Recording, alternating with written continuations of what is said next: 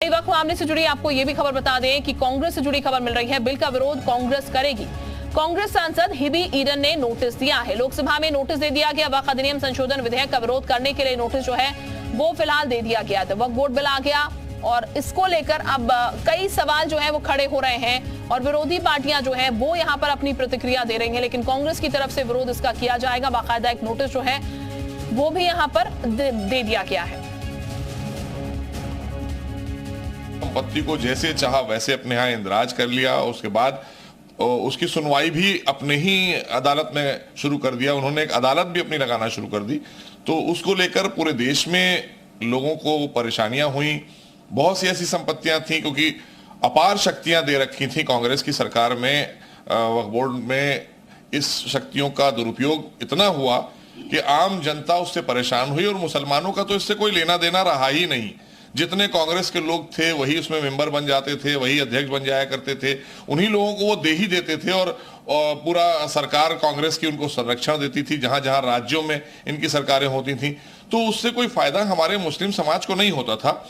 और जो भी संपत्ति ये लोग चाहते थे अपने कब्जा करना होती थी उसको वक्फ में ले आते थे और वक्फ में लाकर कब्जा कर लेते थे और उसके बाद मनमाने तरीके से वक्फ बोर्ड से खुद ले लिया करते थे। तो इसलिए ये जो मनमाने ढंग से चले वक्फ बोर्ड और उनको मनमानी प्रदान की थी कांग्रेस ने, ये एक तुष्टिकरण का परिचय है। क्योंकि जिस तरह से वो किसी एक धर्म विशेष के काम करने के लिए जानी जाती है कांग्रेस, अगर उनको मौका मिलता थे कि अगर कल को वक्फ बोर्ड ये दावा करता कि ये संसद सदन मेरा है, तो हो सकता है कि संसद सदन भी कांग्रेस उनको दे देती कि ठीक है आप कह रहे हैं तो ये आपका है। तो इतनी शक्तियां उन्होंने दे दी थी। इतनी शक्तियां तो दुनिया के किसी देश में नहीं है, सऊदी अरब में नहीं है, ओमान में नहीं है।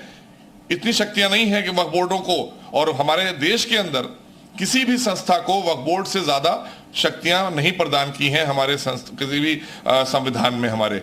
तो इसलिए ये जरूरत थी, पूरे देश की मांग थी कि यहाँ पर अमेंडमेंट आए वक्फ एक्ट में, क्योंकि जो लोग परेशान हैं। अब आप देखिए, एक सीधी सी बात है कि साउथ में तमिलनाडु में एक गांव है जो हिंदुओं का गांव है। वहां पर कोई मुसलमान नहीं रहता है, तमाम मंदिर हैं, वो वक्फ दर्ज कर दी गई, वक्फ बोर्ड में दर्ज कर दी गई। ऐसे ही और जो लोग विरोध कर रहे हैं तो जाहिर सी बात है। तो मोहसिन रजा को आप सुन रहे थे, जो कि तमाम बातें रख रहे थे कि इतने अधिकार दिए गए हैं वक्फ बोर्ड को। हमारे साथ तमाम सहयोगी इस वक्त जुड़े हुए हैं, उनका भी हम रुख कर लेते हैं। दिनेश भी हमारे साथ जुड़े, मयूर भी हमारे साथ है, रामराज भी हमारे साथ जुड़े हुए हैं। सबसे पहले मयूर का जरा हम रुख कर लेते हैं। मयूर, जिस तरीके की हलचल फिलहाल चल रही है, ये बिल रखा जाएगा, उसको लेकर विरोध के स्वर जो है प्रखर होते हुए नजर आ रहे हैं। कहा जा रहा है हैसियत कम करने की कोशिश एक तरीके से की जा रही है। बिल्कुल, देखिए लोकसभा में शून्यकाल के बाद लगभग 1 बजे का टाइम जो बताया जा रहा है जब ये बिल किरण रिजिजू रखेंगे, लेकिन इसके बाद जिस तरीके का रुख है विपक्षी पार्टियों का, और खास तौर पे जो तमाम मुस्लिम संगठन हैं, और एक्स पर लगातार पोस्ट भी हो रहा है और ये पूरी उम्मीद है कि विरोध इसका पूरी तरीके से किया जाएगा। और अब क्योंकि जो स्थिति है भारतीय जनता पार्टी की, लोकसभा में कोई भी बिल पास कराना इतना आसान नहीं होगा। तो एक तरफा एक सुर में जब विपक्ष इसका विरोध करेगा तो कहीं ना कहीं ये प्रवर समिति में ये बिल सौंपा जा सकता है, जिसके बाद कुछ समय लिया जाएगा और प्रवर समिति की रिपोर्ट के बाद जो उनका जो रुख होगा उसके बाद ही ये बिल जो है वो पास किया जा सकता है। तो ऐसे में खटाई में ये बिल जरूर जा सकता है, क्योंकि अभी वो मजबूती तो फिलहाल जो है वो नजर नहीं आ रही है। सहयोगी दल भी हैं, खास तौर पे भारतीय जनता पार्टी के कई, शायद वो भी इसको लेकर कहीं ना कहीं जो तुष्टिकरण की राजनीति है या फिर मुस्लिम पॉलिटिक्स है उनको खुश करने के लिए वो भी अपने जो रुख है वो दिखा सकते हैं। तो ऐसे में देखना होगा कि जब बिल ये रखा जाएगा तो कौन कौन इसके समर्थन में है और कौन इसके विरोध में। और खास तौर पे जो बात अभी मोहसिन रजा कह रहे थे कि तमाम ऐसी जगह हैं और जो पावर वक्फ बोर्ड को इस देश में दे रखी गई है, और बहुत लंबे समय से, मुगल काल के बाद से ही जो तमाम जो वक्फ बोर्ड में जो संपत्तियां वहां पर लिखी हुई हैं और कुछ संपत्तियां नहीं लिखी हुई हैं, तो चाह रहे हैं कि जो संपत्तियां नहीं लिखी हैं वो भी वक्फ बोर्ड के पास ही हैं। यानी कि कुल मिलाकर चीजें जो है ट्रांसपेरेंसी में लाने की कोशिश जो है वो की जा रही है, जो दलील यहाँ पर दी जा रही है। हमारे साथ हमारे सहयोगी सैयद हुसैन अख्तर भी इस वक्त जुड़े हुए हैं, उनका भी हम रुख कर लेते हैं। सैयद हुसैन अख्तर, अभी अगर स्थिति बात की जाए तो क्या प्रतिक्रियाएं सामने निकल के आ रही है? क्योंकि राजनीतिक प्रतिक्रियाएं वो तो जरूर हम सुन रहे हैं, लेकिन आम जन जो है उनकी भी प्रतिक्रियाएं किस तरीके की इस मसले को लेकर निकल कर आ रही है?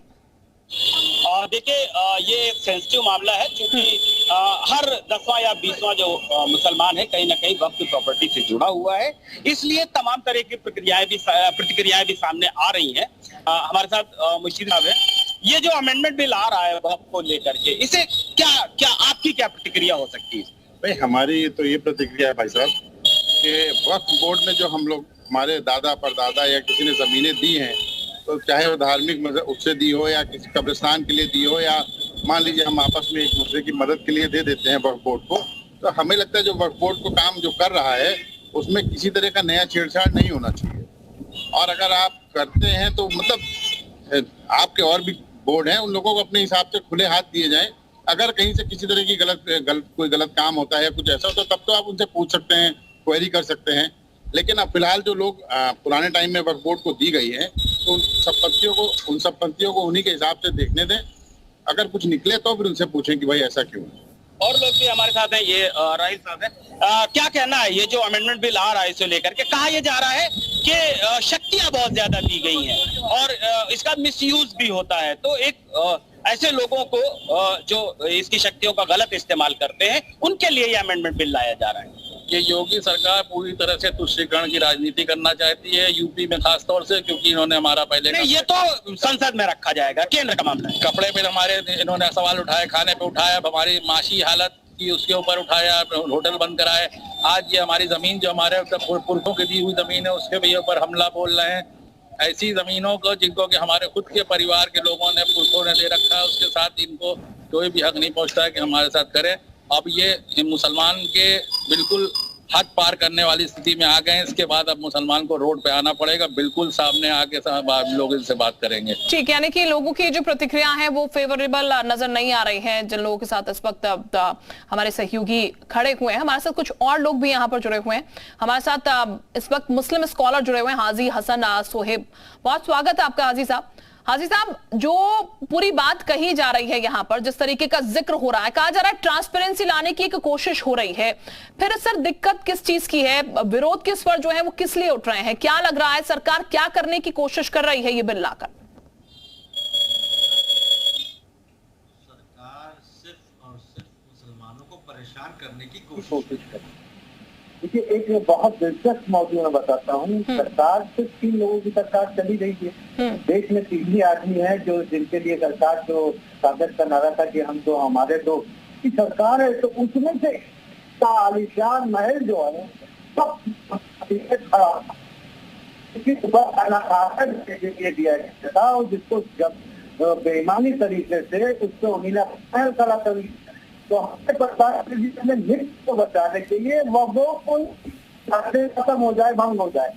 देखिए, वक्फ बोर्ड में जो भी संपत्तियां हैं वो हमने, हमारे पुरखों ने खुद दान की है वक्फ बोर्ड को, कि कौम की और देश की और लोगों की फलाह और बहबूद के लिए वक्फ बोर्ड ने अपनी संपत्तियां दान की।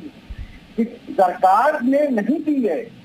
पहले तो ये होना चाहिए कि किसी सरकार के जरिए, किसी मंत्री या राजा के जरिए कोई संपत्ति बात है कि आम आदमी ने, आम लोगों ने दिलचस्पी नहीं होता था, वो अपने वक्त में अलग औलाद या वक्त बोर्ड को दे देते थे।